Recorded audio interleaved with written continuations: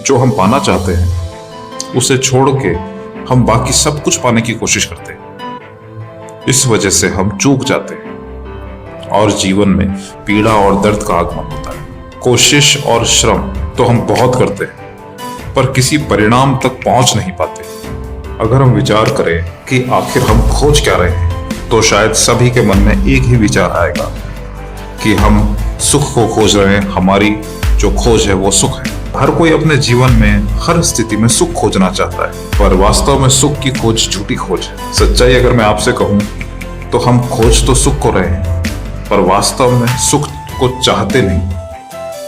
हमें केवल लगता है हम सुख को खोज रहे हैं। सुख का अपने लिए चाहे कोई भी रूप हो, सुख चाहे धन के रूप में हो, पद के रूप में हो, मान के रूप में हो, प्रतिष्ठा के रूप में, पर क्या आप उसे पा सकेंगे? क्या आप सोचते हैं कि धरती पे आज तक किसी ने सुख पाया है? जो करोड़ों लोग इस धरती पे सुख को निरंतर खोज रहे हैं और असफल हो रहे हैं, तो क्या आप उसे खोज पाएंगे? आखिर क्या वजह है कि इतने लोग खोजते हैं पर पूरी जिंदगी सुख उपलब्ध नहीं होता? ध्यान देना, जैसे ही किसी सुख को हम पा लेते हैं वैसे ही हमारे लिए वो व्यर्थ हो जाता है। ऐसा क्यों होता है? क्या ऐसा इसलिए है कि सुख की प्रकृति ही ऐसी है कि जैसे ही हम उसे पाएं वो बेकार हो जाए, या कहीं ऐसा है कि सुख की खोज में हम अपने भीतर कुछ छुपाए रहते हैं, या हमारी खोज कुछ और है पर सुख के आड़ में हम उसे भुला देते हैं, या हम अपने मन को उलझाए रहते हैं सुख पाने की दौड़ में, क्योंकि यदि ये दौड़ कभी खत्म हुई तो फिर दुख मिलेगा और दुख किसे चाहिए। इसीलिए दौड़ते रहते हैं, पर जैसे ही दौड़ बंद होती है समझ हमारे भीतर उठती है। जब तक खुशी पाने की कोशिश चलती रहती है तब तक दुख भूला रहता है, पर जैसे ही इस कोशिश को खत्म करें दुख अपने सामने फिर खड़ा हो जाता है। इसलिए सुख की खोज फिर शुरू कर देनी पड़ती है। सुख की खोज सिर्फ दुख भुलाने का काम नहीं करती, ऐसा ही काम करती है जैसे कोई शराब। वो शराब सिर्फ तुम्हें नशे में भुलावे में रखती है पर कहीं पहुंचाती नहीं। वास्तविकता यह है कि अंदर का दुख कभी नष्ट नहीं हो सकता। सुख पाने की इच्छा सिर्फ दुख को भुलाने की तरकीब है। जो सुख पाने की कोशिश करता है वो दुख में पड़ता जाता है, और जो दुख को मिटाने की कोशिश करता है वो सुख को पाता चला जाता है। क्यों आप सुख को खोज रहे हैं? आपकी सुख की खोज ये सिद्ध करती है कि आपके अंदर दुख है, इसलिए आपको सुख को खोजना है। ये बात सिद्ध करती है कि आप दुखी हैं। यदि कोई आदमी निर्धन नहीं है, वो धनवान है, तो वो धन को खोजेगा ही क्यों? कोई स्वस्थ आदमी अगर वो और स्वास्थ्य को खोज रहा है और फिर भी यदि वो खोजे तो समझ लेना कि वो बीमार है। दुनिया बड़ी अजीब है। दुनिया में जो ज्यादा मांगने की इच्छा रखते हैं, ज्यादा खोज लेने की इच्छा रखते हैं, वो सबसे ज्यादा निर्धन होते हैं। उनके पास कुछ भी नहीं। इसलिए दुनिया में बड़े से बड़ा धनवान आदमी अंदर से बहुत बड़ा निर्धन होता है। बड़े से बड़ी महत्वाकांक्षा रखने वाले लोग जो दुनिया जीतने की कामना रखते हैं, भीतर से बहुत कमजोर होते हैं और खुद को जीतने में हमेशा असफल रहते हैं। याद रहे, अशोक जैसे पराक्रमी जिसने सारी धरती को जीत लिया था, फिर भी सुख को नहीं पा सका, ना ही शांति पा सका, ना ही खुद को जीत सका, न जान सका। और एक दिन उसे दर्शन हुए उसी खुद के। उठा सवाल उसके दिल में, बिल्कुल वही सवाल जो तुम्हारे दिल में उठ रहा है, कि क्या सुख हासिल कर लिया है पूरी दुनिया को जीत कर भी, इतना सब कुछ पाके भी? और वहीं से उसकी आध्यात्मिक खोज शुरू हुई। इसी संदर्भ में मेरा सवाल आपसे, क्या आप खुद सुख ढूंढ रहे हैं? और क्या आज तक वो आपको मिला? और अगर नहीं मिला तो आपकी कोशिशें क्या है? मैं आपसे पूछना चाहूंगा कि क्या ये सही है कि हम दुख को मिटाने के लिए सुख को खोजते हैं, या ये कहना सही होगा कि अगर दुख है तो उसको मिटाने के लिए दुख का कारण खोजा जाना चाहिए?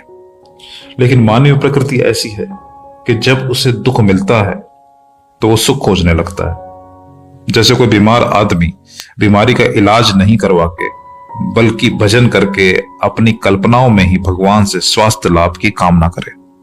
ये व्यवस्था दुख को मिटाने वाली है ऐसा मुझे नहीं लगता, बल्कि ये दुख को मिटाने वाली ना होके दुख को भुलाने वाली व्यवस्था हो जाती है। याद रखें, सबसे खतरनाक बात दुख को भुला देना है। अगर आप किसी चीज को भुला देते हैं तो वास्तव में वो मिटती नहीं, बल्कि आपके अंदर ही अंदर और गहरी पनपती चली जाती है। ऊपर सुख को खोजते जाते हो और अंदर दुख को और गहरा होता चला जाता है। जितना ज्यादा दुख की खोज होगी उतना ज्यादा दुख मजबूत हो जाएगा, और उसी दुख को काटने के लिए हमें उसके कारणों को ढूंढना जरूरी है। जबकि सुख की खोज सिर्फ भ्रांति है। सुख की खोज में दुख नहीं मिटेगा, बल्कि सुख के कारण जान के और दुख को समझ के दुख के कारणों से उसे मिटाने से वो मिटेगा। इसलिए मंदिर जाने वाला आदमी हमेशा दुखी ही रहता है। मंदिर में जाके भी उसे भगवान से सुख ही मांगना है, ना कि उसे कोशिश करनी है अपने दुख के कारणों को जानने की। अगर भगवान से उसे सुख मिल जाए तो ठीक है, वरना दूसरे भगवान के मंदिर में जाना शुरू। इंसान धन कमाता है, संपत्ति बड़ी करता है, यश और पद हासिल करता है, पर जीवन में कभी कभी ऐसी सीमा आ जाती है जब मनुष्य को यह दिखाई पड़ता है कि इन सब चीजों के होने पर भी दुख मिटता नहीं और उसे चाहिए सुख। तो यह भी हो सकता है उसकी प्रतिक्रिया में वो अपना घर छोड़ दे, परिवार छोड़ दे, संपत्ति छोड़ दे और सब कुछ छोड़ छाड़ के वो साधु हो जाए। हालत इतने विकट हो सकते हैं कि जिन लोगों को इस संसार में सुख नहीं मिलता वो परलोक में सुख खोजने की व्यवस्था करने लगते हैं। मोक्ष को सुख मान के खोजने लगते हैं, क्योंकि उनके पास कोई चारा ही नहीं है। दुनिया में जो कुछ मिलना था वो उन्हें मिल चुका है। कोई सुख की खोज में यदि सन्यासी हुआ हो तो वो ये समझ ले कि उसकी खोज कभी टूटेगी नहीं, क्योंकि उसकी खोज इस लोक में हो या फिर उस लोक में। क्या आपने विचार किया कि परलोक में जिन सुंदर अप्सराओं की कामना जिन लोगों ने की है, क्या आपको नहीं लगता इस लोक में वो स्त्रियों से अतृप्त रहे होंगे? लोग कहते हैं इस लोक में सभी कामना छोड़ दो तो स्वर्ग मिल जाएगा, और वही लोग ये भी कहते हैं कि स्वर्ग में पहुंचने पर आपकी सारी कामनाएं पूरी हो जाएंगी। क्या ये बात बचकानी नहीं लगती है? ये बात सिर्फ सुख की कामना का विस्तार है। ये एक चाल है। इस दुनिया में सारे धर्मों ने उन व्यक्तियों को स्वर्ग की व्यवस्था दे दी है जो उनकी बात मानेंगे, उनके अनुसार चलेंगे, और जो उन धर्मों की बात को नहीं मानेंगे उन्हें नरक की व्यवस्था दे दी गई है। असल में जो अपने लिए सुख खोजता है वो वास्तव में दूसरों के लिए दुख खोजने का आकांक्षी होता है, क्योंकि दूसरों का सुख किसी से देखा नहीं जाता। जो आदमी सुख की खोज करता है उसके अंदर दुख, परेशानी, बेचैनी, अशांति होती है। वह दूसरों के सुख में नहीं देख सकता। उसकी इच्छा रहेगी दूसरों के सुख को मिटा देने की।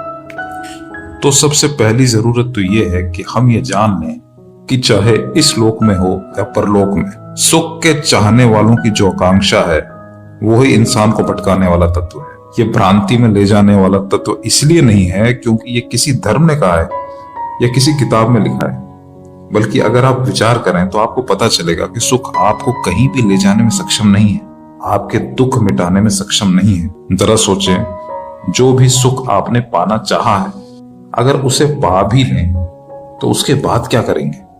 विज्ञान ने भी सुख की खोज की है, पर वो भौतिक सुख की खोज की है और लोगों ने उसे अपना लिया, क्योंकि परलोक के सुख का तो कोई भरोसा नहीं, कुछ पता नहीं। पर विज्ञान से जो सुख मिल सकता है वो तो निश्चित है। जब तक दुनिया में विज्ञान नहीं था तब तक धर्म को स्वर्ग नरक का प्रलोभन देता था। तब इंसान को उसे मानने के अलावा कोई चारा भी नहीं था। इसलिए उस समय की दुनिया ज्यादा धार्मिक मालूम होती थी।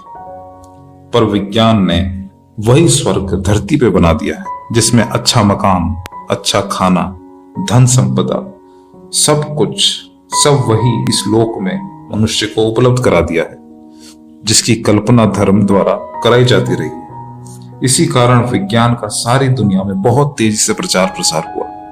अतः मैं ये कहना चाहूंगा कि सुख की खोज सिर्फ एक भ्रांति है और खोजने वाले के लिए अंतहीन है। ये वही बात है जैसे कोई अंधेरे को मिटाने की कोशिश करे, जबकि वो ये नहीं जानता या उसे ये नहीं मालूम है कि अंधेरे को मिटाने की तरकीब करने का प्रयास करने की जरूरत नहीं है। जरूरत है सिर्फ एक दिए को जला देने की। एक दिए को जला देने भर से सारा अंधकार अपने आप खत्म हो जाएगा। इसलिए अगर आप सुख चाहते हो तो उसके पीछे भागने की बजाय दुख के कारणों को ढूंढो और उनका समाधान ढूंढो। ऐसा करने से एक दिन दुख अपने आप आपकी जिंदगी से विदा हो जाए।